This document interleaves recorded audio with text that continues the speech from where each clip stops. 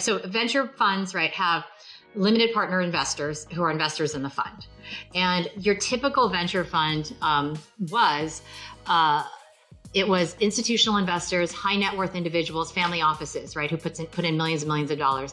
And then certain venture funds would then ask like the portfolio CEOs, right, who had gotten a big exit to say, do you want to invest? And so only a select few people had been able to invest. And usually the buy-in number is, at least $250,000, which is a lot of money for, it's a lot of money.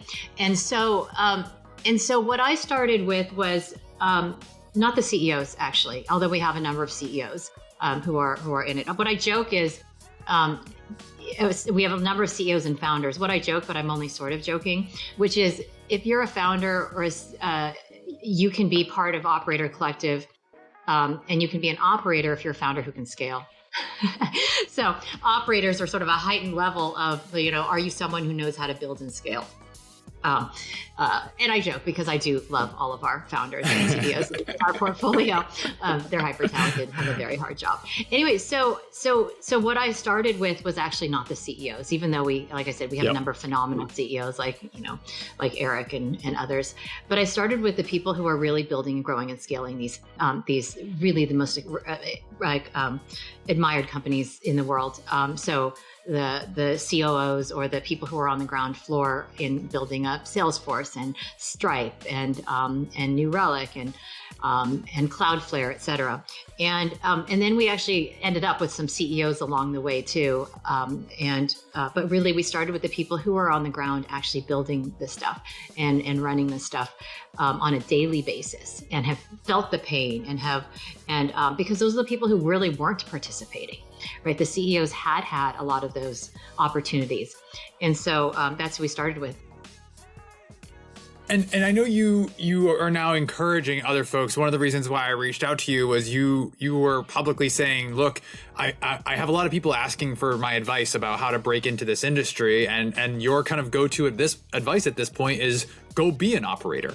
And so I'm curious, like, if you want to see these candidates learn and grow and come out the other side, what is it that you want them to walk away from their operating experience with, such that they can then ultimately provide value to Operator Collective portfolio companies someday?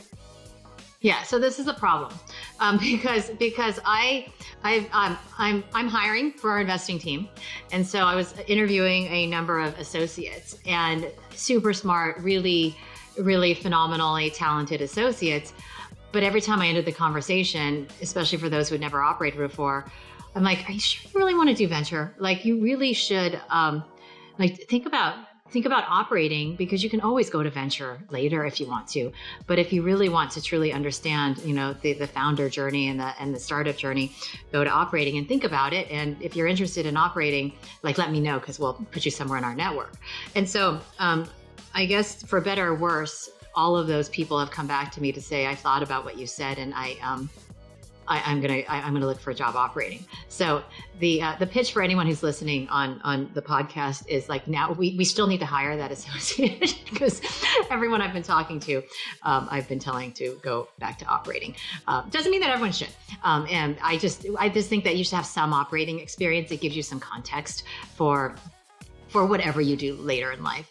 And it can range from being at an early stage startup, if that's what you love. It could be actually getting some really phenomenal training at a high growth startup, late stage growth startup, or maybe it's going to a big company. I was at a big company, even though Cisco's felt like a startup when I was there. There were already, thousands of people, but a lot of times, even those big companies have startup aspects of them layered on top of really phenomenal training. And I would have to imagine too, just with the community that you've built, you now have this kind of very broad network of companies that have these operational superstars at them, that if you want people or know people who want to get that experience, you now have this network that you could potentially either place or introduce these people to, because they're all the LPs in your fund, right?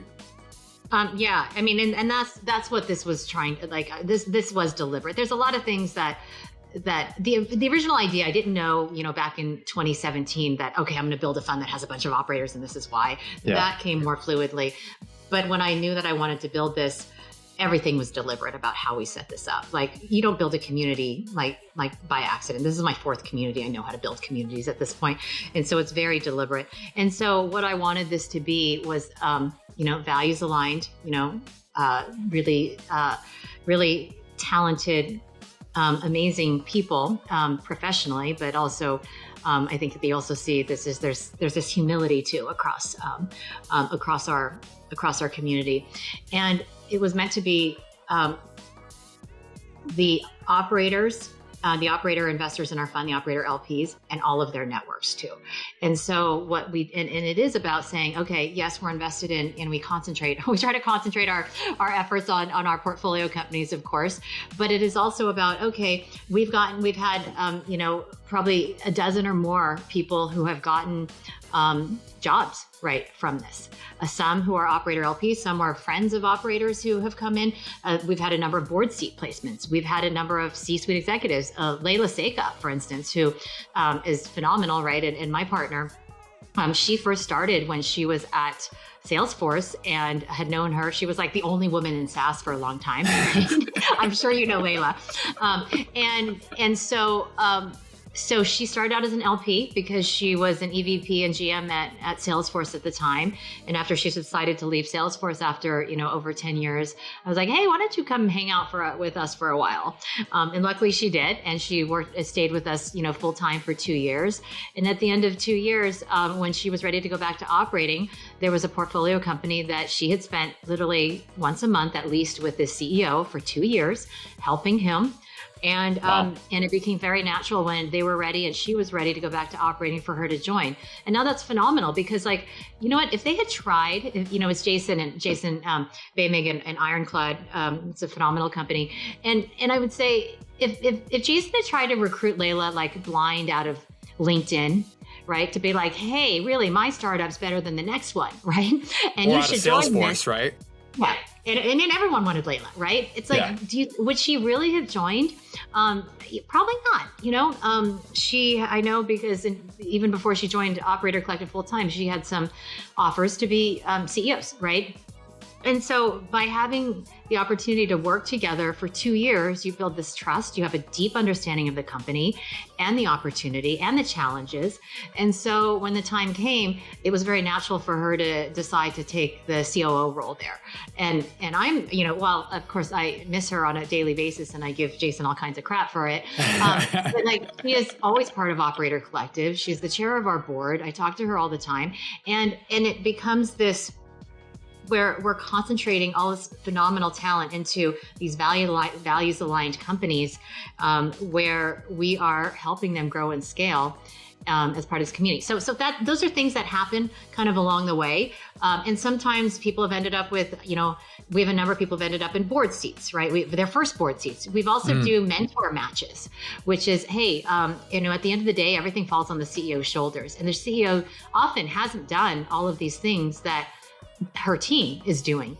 And so what we have done is, okay, we need someone who knows how to scale biz ops, let's just say that, from, series seed to B. So we match them with a mentor who has done that. And it's incredibly helpful because the CEO probably hasn't done that before either, nor does she have the time. And so those are all sort of the different ways that the operator, like some of the ways that the operator network is engaged. It's not just about like, oh, Sean just giving his advice on how do you do sales ops, right? Yeah. It actually goes beyond that. It's what connections do you have? Who do you know in your network that might be looking for a job or might be open to an opportunity? And when you have that contextual background and that credibility to say, hey, we've worked with this company for 2 years. We know what their trajectory is. You should take this phone call, right? That is what makes a difference. This is what I mean about everything about Operator Collective was meant to be deliberate because it is at the end of the day about relationships as opposed to, just like, oh, go ping someone randomly on LinkedIn, which by the way can work, but it's not particularly efficient.